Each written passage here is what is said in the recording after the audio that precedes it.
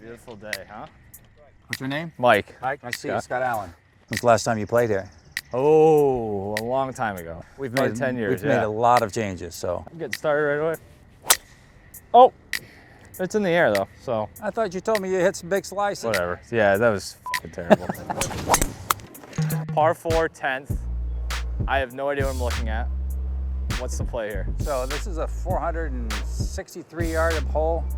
From the tips, this is definitely one of the top golf courses, top holes in the state. It's you're having to hit the ball out there at least 260 to get around the corner, and even then you won't have a view of the green because it's a downhill second shot that you can't see the green. So obviously you can't hit it right. And if you hit it left, you're going to be blocked out. So your point of view out there is see the big tree, the big oak tree. Yep. About 10-15 yards left of that. If you get it out there, at least you'll get it around the corner. You'll be able to hit it around the corner without being obstructed. When you put it that way, it sounds super simple. So I'm gonna do that now. We'll try to at least.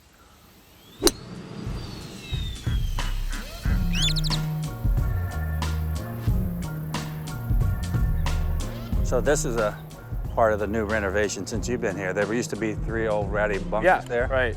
So we got rid of those bunkers. We built these swells, cleaned out a lot of the dead trees that were along there and cleaned it up.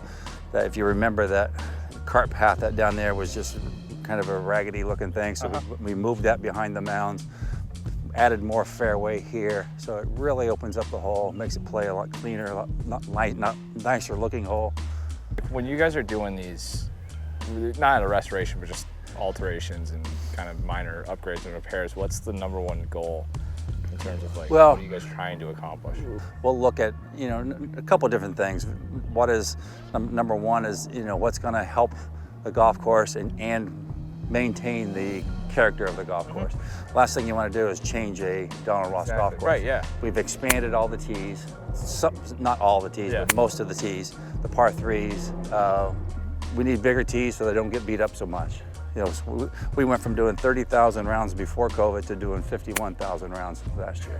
It doesn't matter what day of the week you come, from 6 o'clock in the morning till 6 o'clock at night, there's tee time.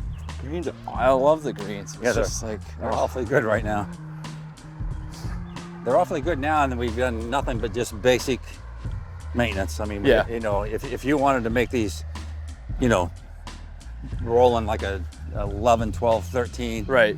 We don't let them get too fast because it just slows play down too much. It drives me nuts when I hear people say, oh, our greens are rolling out of 13. That's not fun. Yeah, right. If you don't know when the ball's going to stop, it's not fun. When these are the fastest, they're probably maybe a 10 for a few weeks during the summer. And that's perfect for us. As long as they're very smooth, people, they just perceive them that they're fast. Yeah. You'll have pin placements downhill putts that are going to roll faster, obviously, than the uphill putts. But, we try to keep the fairways as, these aren't cut as low as a private golf club, but they're at a perfect height that for the amateur golfer, the ball sits up, it's a little easier to hit off of. So the rough is hard to keep up with, especially when you get a rainy season like the one we're having right now. That's the biggest thing, is to keep the rough mowed. So on this hole, it's a downhill dog leg, double drop. There's junk to the right, junk to the left. So where that 4-caddy is out there, you want to go just left of him. So if you have a little bit of a draw, you're okay. If you have just a little bit of a fade, you're okay. But if you can take it right over him, that's your line of target line right there. Simple enough. Yeah, and if you get it over that hill, you're going to have that first plateau there. You're 150 yards to the pin. That's where you want to be. Can you go too far? If you just mash this right there. If you hit it straight over him, no. from the 4 tee, yes. Okay. From this tee back here, if you can, then you're not getting enough strokes. Okay. Or I'm not getting enough strokes. Oh, come on. Oh, that was due for one of those. Don't step in that divot, you'll twist an ankle. You got one more? Yeah, I'm gonna grab one. Here you go, I got one. Thanks. So take a practice swing and just, feel like that left shoulder's behind the ball. Let the arms come down and just the right side just turns and closes. There you go. Finish into that left side.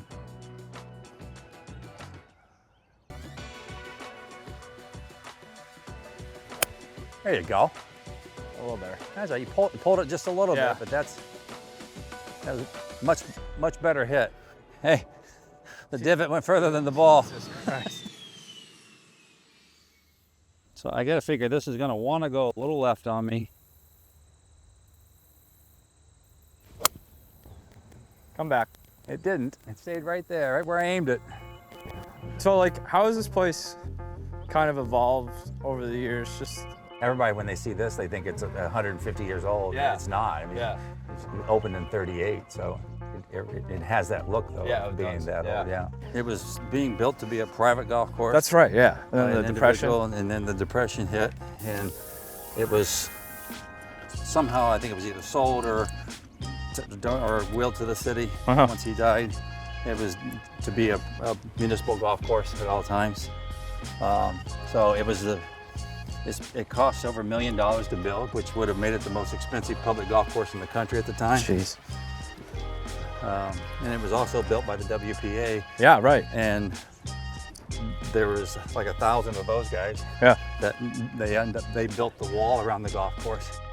Seeing that clubhouse, some of it got redone, right? Like the roof. There's 2 phases, and the first phase was to replace all the windows and doors, replace the roof, and then we built that back patio. Right. And that back patio was amazing. It's quite the social place.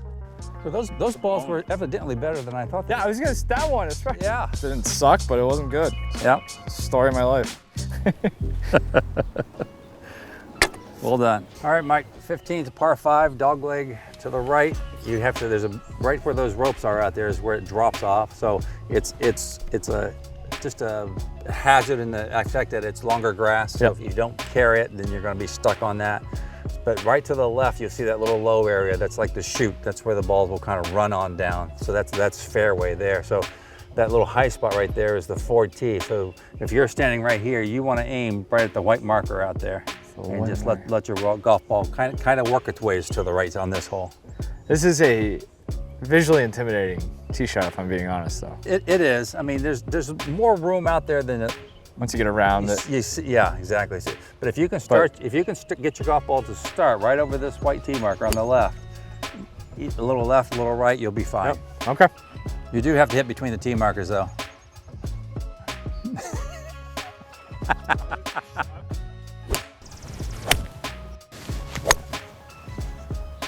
Cut!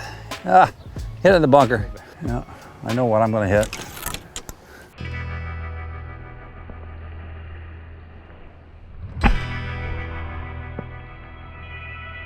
The big thing with sand shots, number one, face angle, body angle. So typically as the club comes in there, the sand is going to close the face.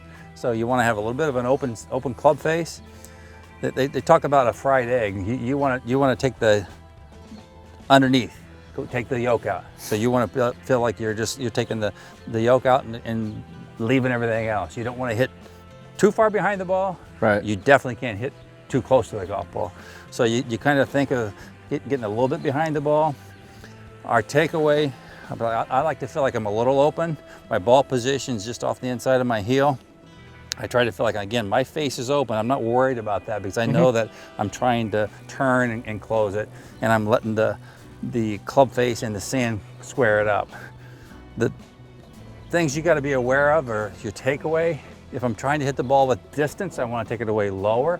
If I'm trying to make it go up and down, I'm gonna be feeling like I'm picking it up and down. So on this shot, I'm gonna have a little bit of that. I'm gonna feel like I'm working outside in a little bit, you know, kind of feel like you're doing this sensation.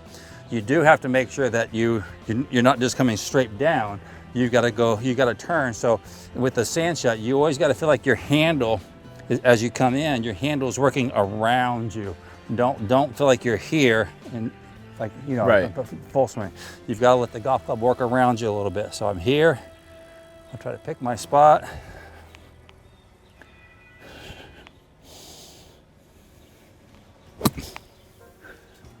And I'll take that every Simple. time. Yeah, that's not every bad. time. Because you got to practice this a lot to be good at it. Yeah. Yeah. A lot of people struggle with this because the same thing that makes you hit the ball behind the ball, they'll get up here and they'll open up. If you work backwards, you're dead. You've got to stay into your lead side a little bit. You've got to make sure that we're forward.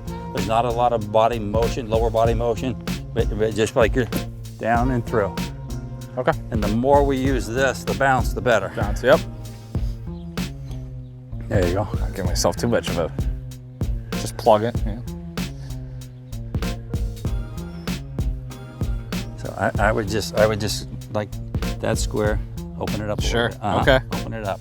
All right. Because the more you open it, Then the more we expose the bounce, and that's what's going to move. It's going to take care of itself. Yeah, exactly. If you get the leading edge too much, then you're going to be digging in. That's like, it's a weird sensation, but. Yep. There you go. You hear that thump? Yeah. That was the bounce. You showed me up again. Oh, there you go. You showed me up again. All right. So if you trust that, yeah, it'll work. Right. It's basically just letting everything else do the work. The only time we're not going to do that. So if my ball was up, more of a buried, a little bit, then you're going to dig it. Yeah. You're just trying to get it out of it. You're going to have the sensation of I'm going to hit behind it, and I'm going to allow the sand push the ball up. And you really have to swing hard at these. The sand is what moves that up. What about sand types? Like, I mean, this is a little softer, but obviously around here, sometimes you're not going to get it this. Is that going to change? When you get a lot of soft sand, the ball comes out slower. Sure. When you get the harder it gets, the faster it comes out. Yep.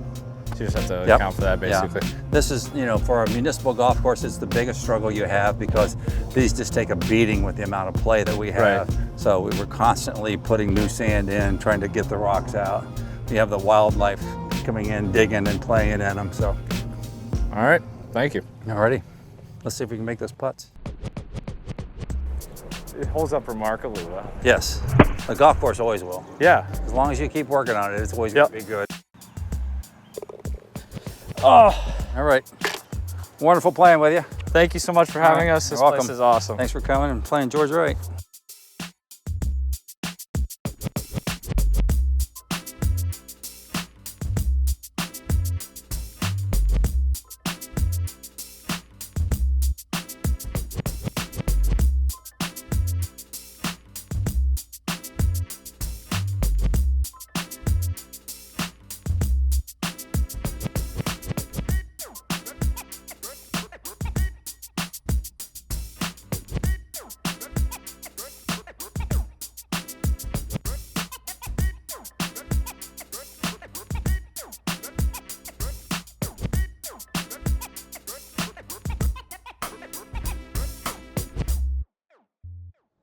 This has got to be this guy's at least 20th round of golf this year. Must be nice. At least. Come on. There you go. Shot. Good ball. How good? Oh, that's.